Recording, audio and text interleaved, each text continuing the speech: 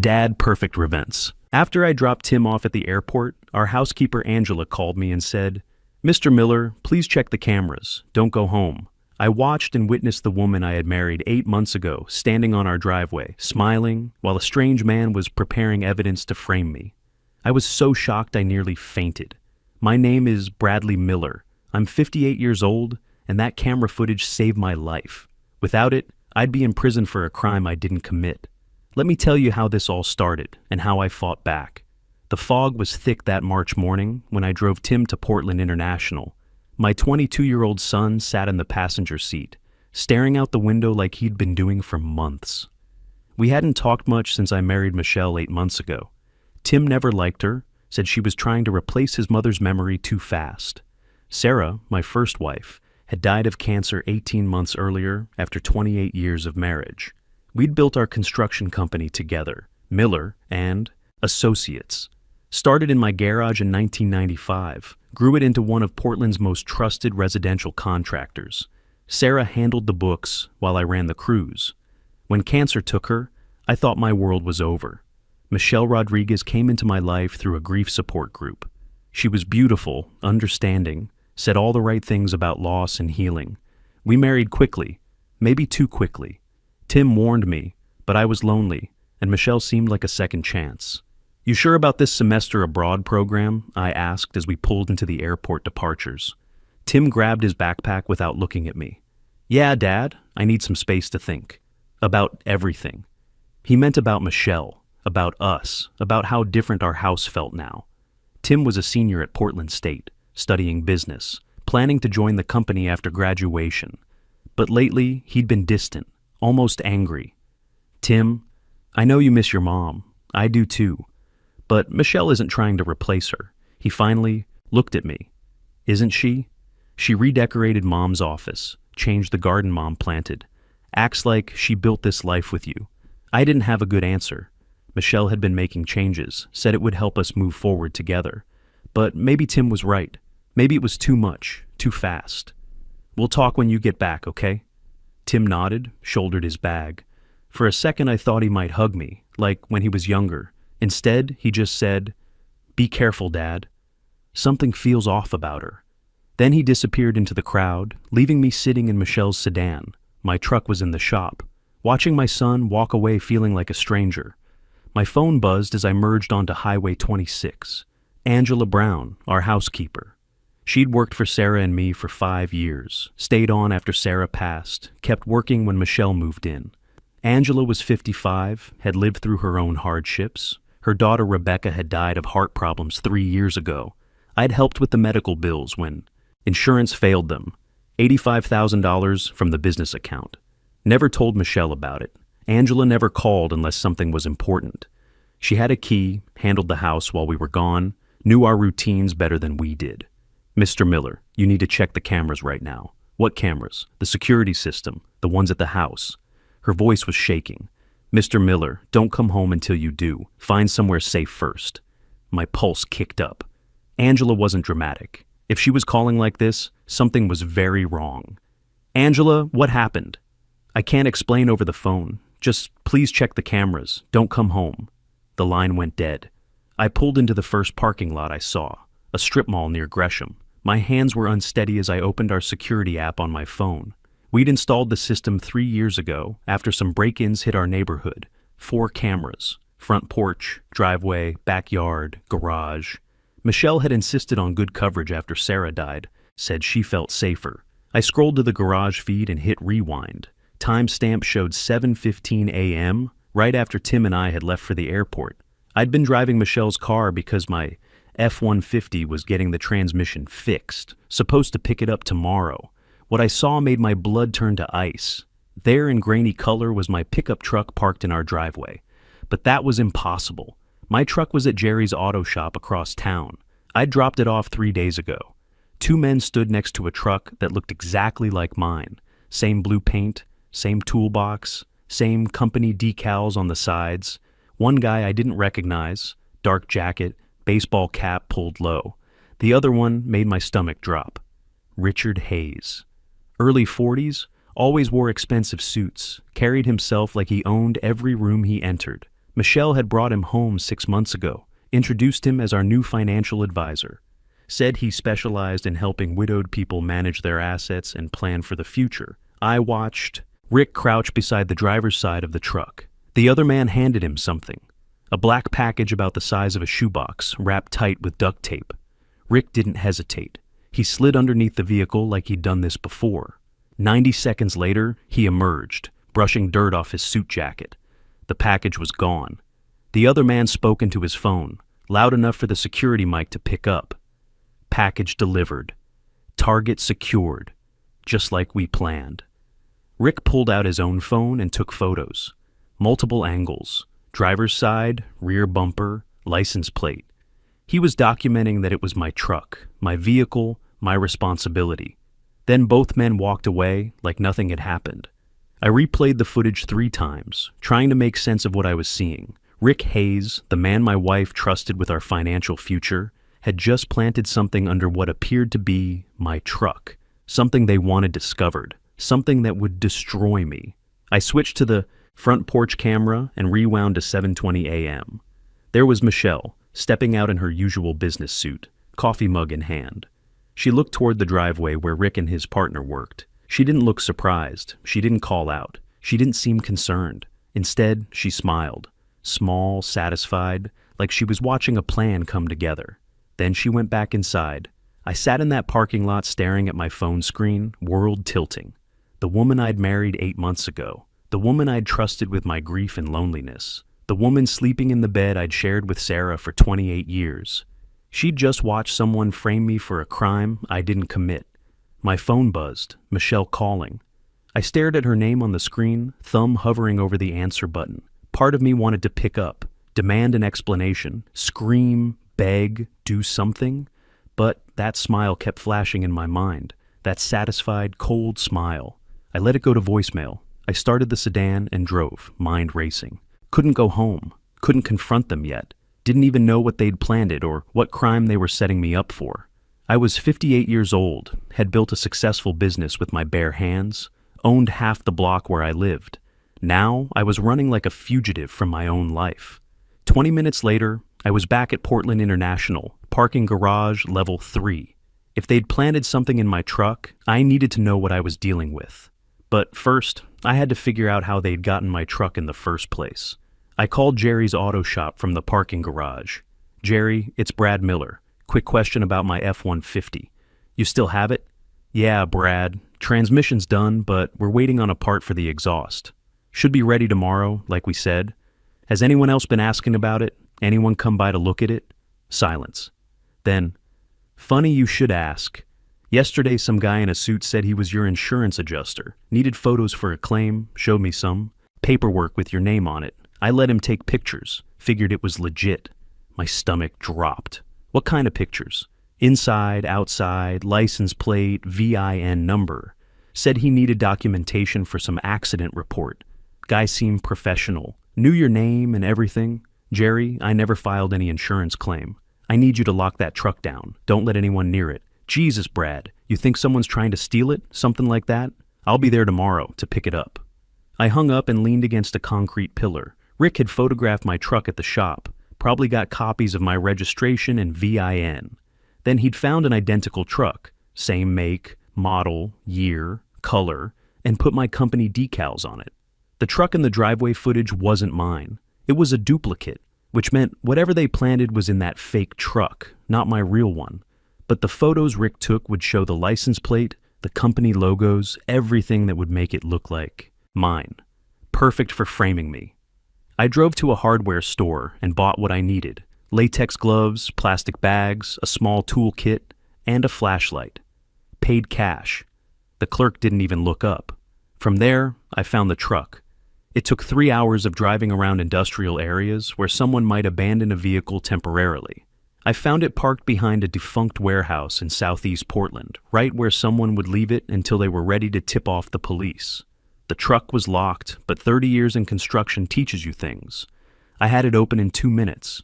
Under the driver's seat, exactly where someone would hide contraband, I found it. A shoebox wrapped in duct tape, heavy. Inside, 6 plastic bags of white powder, maybe 30 grams each. Each bag had RH written on it in black marker, Richard Hayes's initials. I didn't need to taste it. Cocaine or something close enough that it wouldn't matter to a judge. Street value maybe $15,000. Enough to put me away for years, especially with my company vehicle being involved. They could claim I was dealing using my construction business as a front. I photographed everything, then sealed it back up. Left the truck exactly as I'd found it. Now I knew what they were planning, but I needed more. I needed to know why. My phone rang as I drove away. Angela again. Mr. Miller, where are you? Safe. Angela, I found what they planted, drugs in a fake version of my truck. Dios mio, I was afraid of this. You knew, I suspected. Mr. Miller, I have something for you. A USB drive. I've been copying files from Mrs. Miller's laptop every time I clean her office. She never logs out, never locks it. My hands tightened on the steering wheel. What kind of files? Emails. Lots of emails between her and Mr. Hayes, bank statements, documents I don't understand. I started copying them 2 months ago when I heard them talking late at night. Talking about what? About money, about debts, about needing to move fast before you found out. Angela's voice dropped. Mr. Miller, I think Mrs. Miller is in serious financial trouble, the kind that makes people desperate. That explained a lot.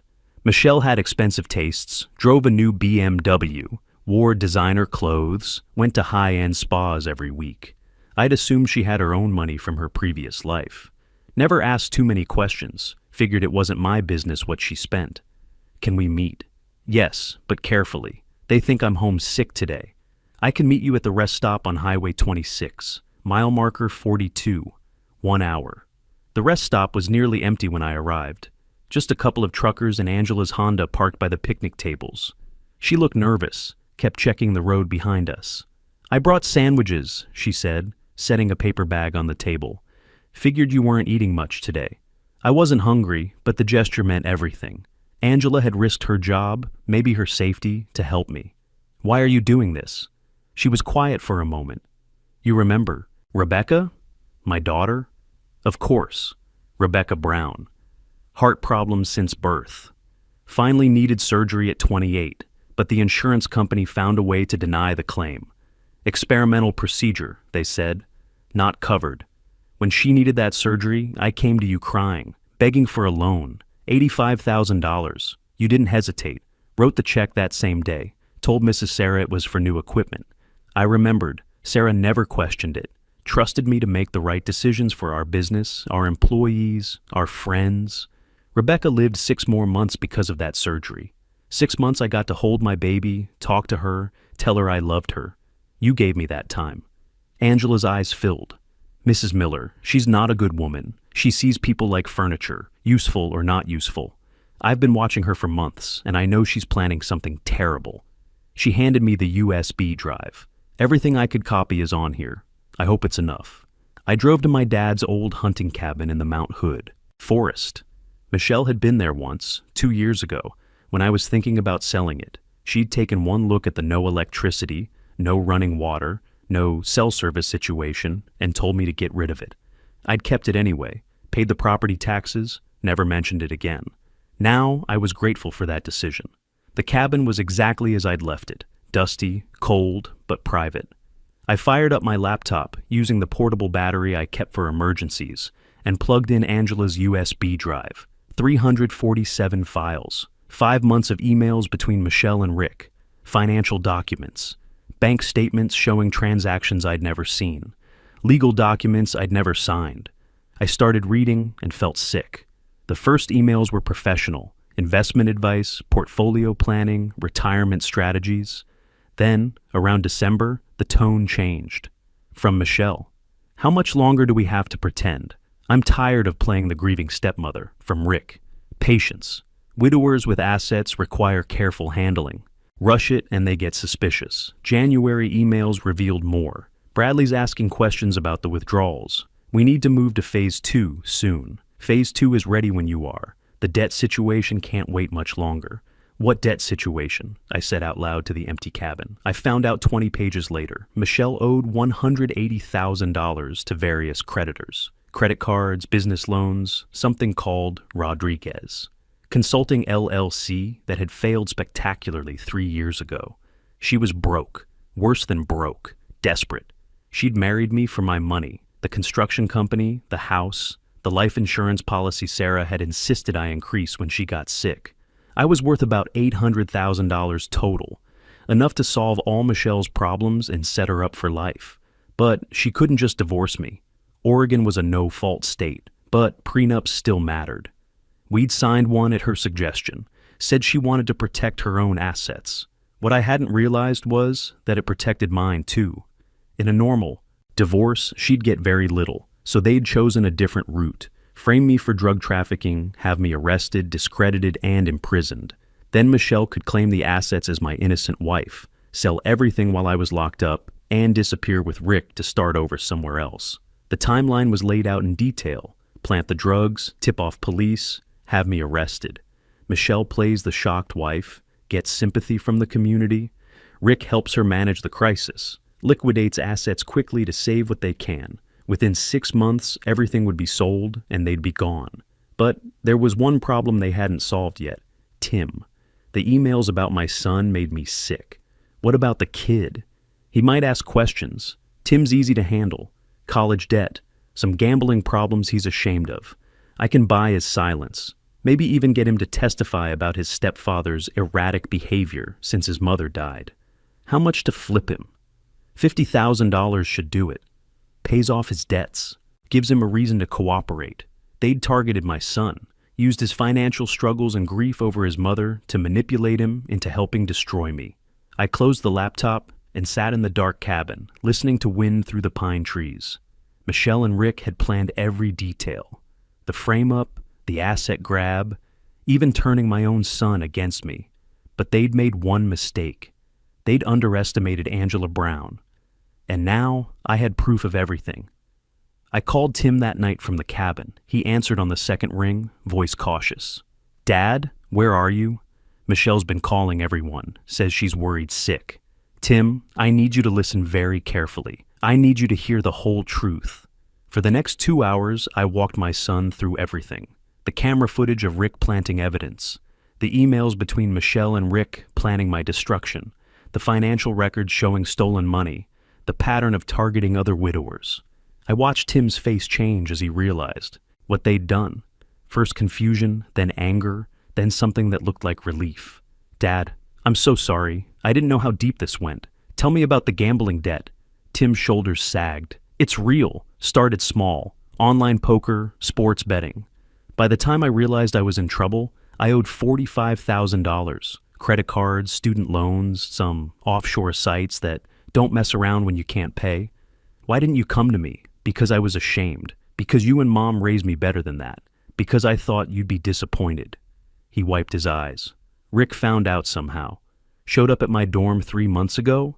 Said he could make it all disappear. Said it was an investment in our family's future. The pieces clicked together. What did he want in return? Just to be honest, if anyone asked about your mental state. Said you'd been acting strange since Mom died, that Michelle was worried. He made it sound like I'd just be telling the truth about grief affecting you.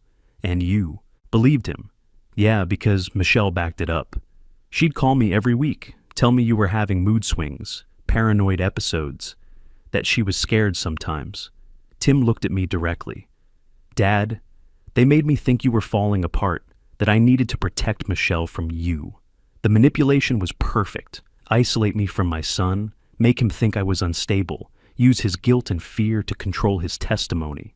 Meanwhile, they poisoned my coffee and made the paranoia real. How much did Rick pay off? All of it. $45,000, just like that. Said it was a family loan, no interest, no pressure. I should have known it was too good to be true. I reached across the table and squeezed his shoulder. You were scared and desperate. That's exactly what they counted on. We spent another hour planning. Tim would go home, act normal, not let Michelle know we'd talked. I'd gather more evidence, then confront them when I had everything I needed. "Dad, what if this doesn't work? Then we'll figure out something else. But Tim, whatever happens, I need you to know, you're not the enemy here. You were manipulated by professionals." The next day I called Stephen Collins. Steve lived 3 doors down, had been my neighbor for 15 years.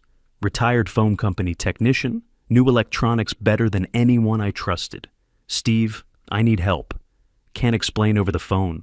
Where are you? I gave him directions to the cabin. An hour later, his pickup was crunching up the gravel road. Steve looked at everything.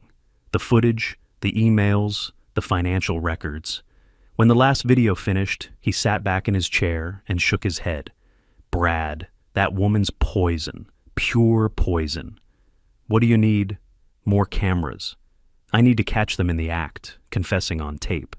We drove to an electronics store in Hood River, bought 3 high-definition wireless cameras with crystal-clear audio, $850 cash. Steve had locksmith skills from his phone company days, knew how to get in and out of places without leaving traces. That night, we installed them. Kitchen counter where Michelle made her private calls. Master bathroom where I'd seen her hide a second phone. Home office where she did her financial planning with Rick. Steve's work was perfect. Tiny cameras, invisible unless you knew where to look. Motion activated, cloud storage, remote access from my laptop. You sure about this, Brad? Steve, they're planning to destroy me completely. Prison, bankruptcy, losing Tim forever. I have to know exactly what I'm fighting. Within 48 hours, I had everything I needed and more. The cameras caught Michelle and Rick in my home office, going over their timeline like generals planning a war. Packages planted, photos are taken. Anonymous tip goes to police tomorrow morning, Rick said, looking at papers spread across my desk. Once Bradley's arrested, we move fast. House goes on the market immediately. I've already got a buyer lined up. Michelle poured herself wine from a bottle I'd bought too. Celebrate our 6-month anniversary. What about the business? Miller and Associates gets liquidated. Construction assets, equipment, client contracts, everything. My contact at the bank will expedite the loans I've secured in your name. By the time Bradley makes bail, you'll control everything. And if he fights it? Rick smiled, cold and calculating. He's a grieving widower with drugs in his truck and a history of mental instability. His own son will testify about his erratic behavior. No court will side with him. The worst moment came when they talked about other victims. How many times have you done this? Michelle asked. This is my 4th successful widow operation in 3 years. Grieving people make perfect marks. Desperate for connection, vulnerable to manipulation, usually have decent assets built up over long marriages. Michelle laughed. Actually laughed. Bradley was so easy. The grief support group was like shopping for victims. I had to stop the video. Sat there in the cabin, hands shaking with rage. Michelle hadn't found me by accident. She'd hunted me, targeted me specifically because I was vulnerable and wealthy. But the most damaging footage came from a phone call Michelle made to Tim. Tim, honey, I need to ask you something important. If the police talk to you about your father's behavior, I need you to be completely honest. Tim's voice through the speaker. What do you mean? The mood swings, the paranoia, the way he's been acting since your mother died.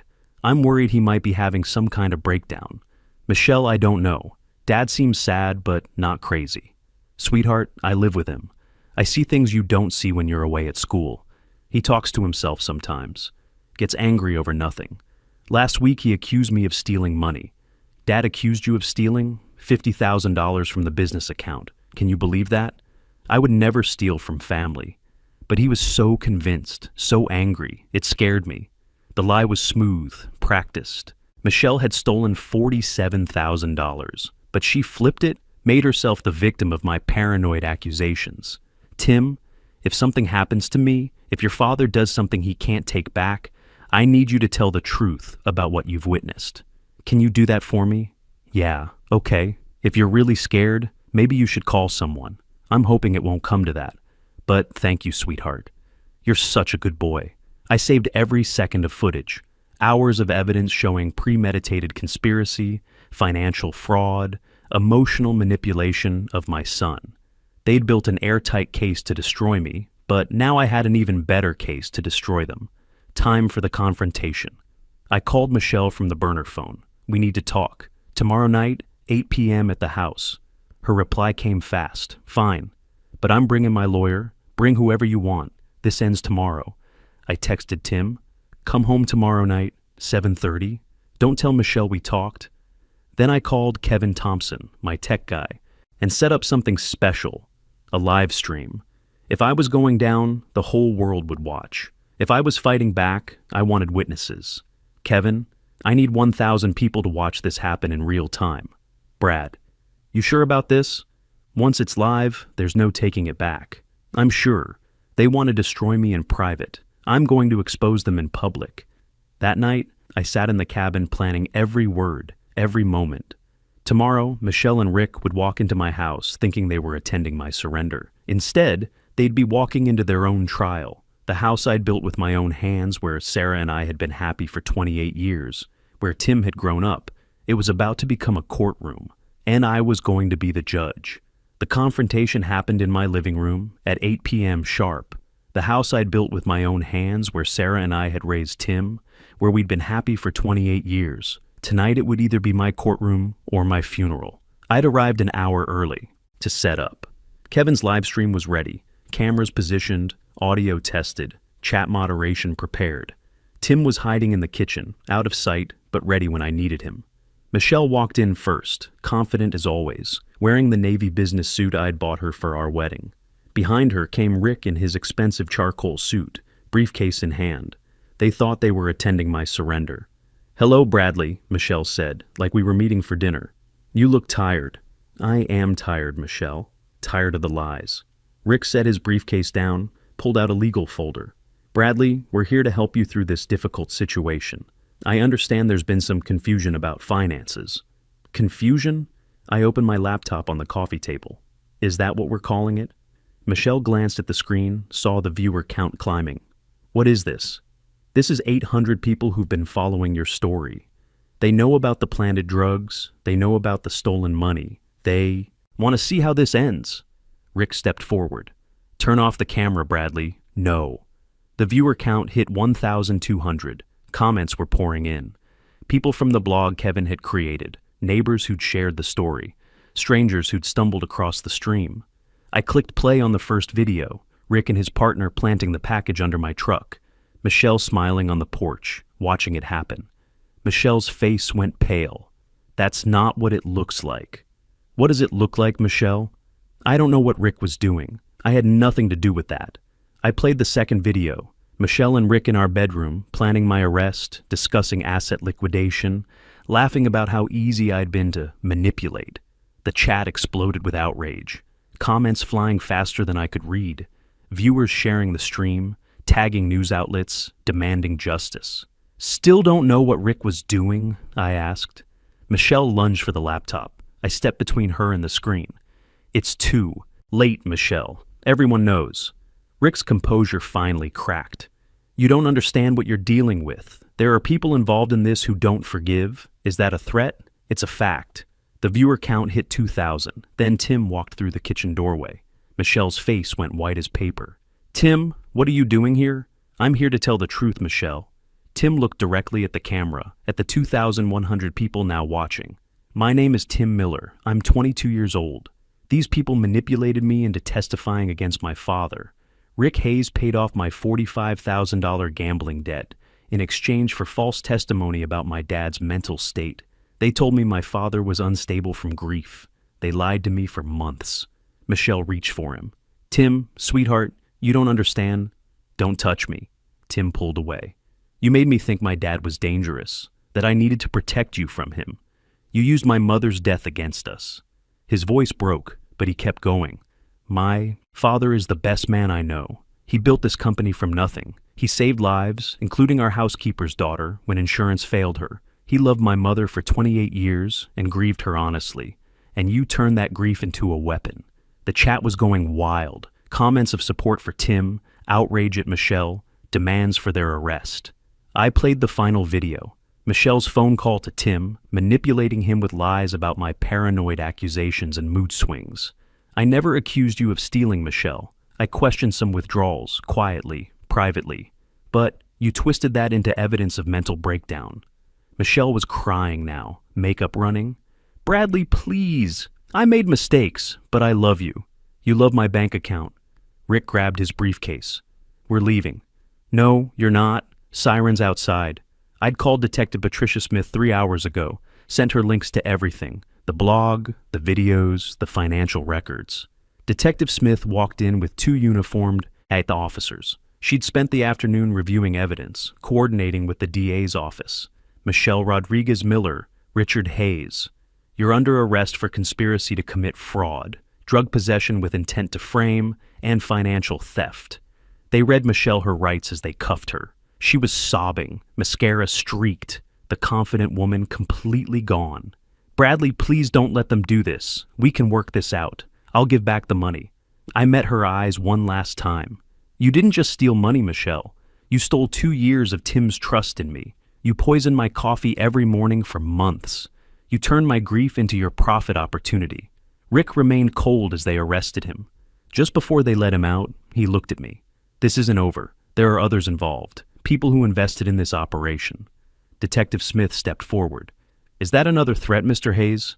Rick said nothing as they led him away. The live stream chat was celebrating. Du tukstantiai ashtuoni shimtai.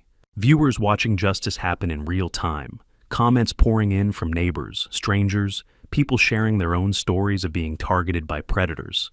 Tim and I sat on the couch as the house emptied out. The stream was still running, chat still active. Dad, I'm so sorry. I should have trusted you. You were manipulated by professionals, son. They've done this before. How many others? Rick mentioned 4 operations in 3 years. We'll let the police figure out the rest. I looked at the camera, at the 3,000 people still watching. My name is Bradley Miller. For the past week, I've been fighting for my life, my business, and my relationship with my son. Tonight, we won. But the real victory isn't Michelle and Rick going to prison. It's that Tim and I are talking again. 6 weeks later, the trial was over. Michelle got 4 years in state prison. Rick got 5 years federal for running a multi-state operation targeting grieving widowers. The judge ordered full restitution of stolen funds plus damages. Tim transferred back to Portland State, moved home while finishing his degree. He works part-time at Miller & Associates now, learning the business from the ground up, pays his own bills, rebuilds trust one day at a time. Dad, you think you'll ever date again? He asked me last week over coffee in our kitchen. Maybe someday. Not anytime soon. I need to remember who I am when I'm not grieving. Mom would want you to be happy eventually. Your mother would want me to be smart, to trust my gut, to listen when people who love me try to warn me. Tim smiled, like when I said something felt off about Michelle. Especially then.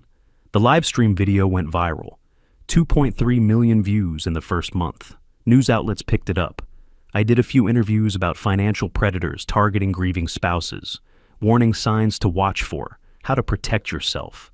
The most important message: trust but verify. Even in grief, especially in grief, keep your eyes open. Watch your finances.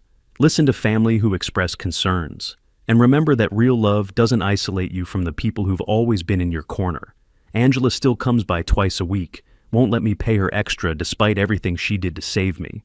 You saved my daughter once, she says. I saved you once. We're even. Miller & Associates is stronger than ever. Tim's learning fast, has good instincts for the business. Maybe someday it'll be Miller & Son instead of Miller & Associates. The house feels different now. Lighter. Michelle's decorating changes are gone. Tim helped me restore Sarah's garden, put back the family photos Michelle had stored away. Not because we're living in the past, but because we're honoring the foundation we came from. I sleep better now, drink coffee without wondering what's in it. Check my accounts regularly, but don't obsess. Most importantly, I talk to Tim every day.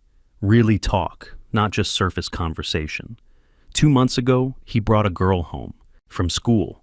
Sarah Peterson, studying engineering, wants to work construction after graduation. Tim was nervous introducing her, worried I'd think he was moving too fast. Dad, I want you to meet someone important to me. But if you think anything seems off, I want you to tell me. I'm done ignoring warning signs. That's when I knew we'd really healed. Not because we'd moved past the betrayal, but because we'd learned from it, together. The story went viral because people needed to hear it. Middle-aged folks, especially, facing loss and vulnerability. Comments came from widows and widowers sharing their own close calls, adult children recognizing manipulation attempts, financial advisors explaining red flags to watch for. Most importantly, Families talking more openly about money, about concerns, about trusting each other enough to speak up when something feels wrong. Michelle and Rick destroyed themselves trying to destroy me. Tim and I rebuilt ourselves stronger than before. That's the real victory. Trust but verify. Love but stay alert. And never, ever let anyone isolate you from the people who truly have your back. The coffee tastes better when you make it yourself anyway. Sometimes the people who hurt us the most teach us the most valuable lessons, not through their love, but through their betrayal. The strongest families aren't the ones that never face deception, but the ones that come together to fight it when it arrives at their door.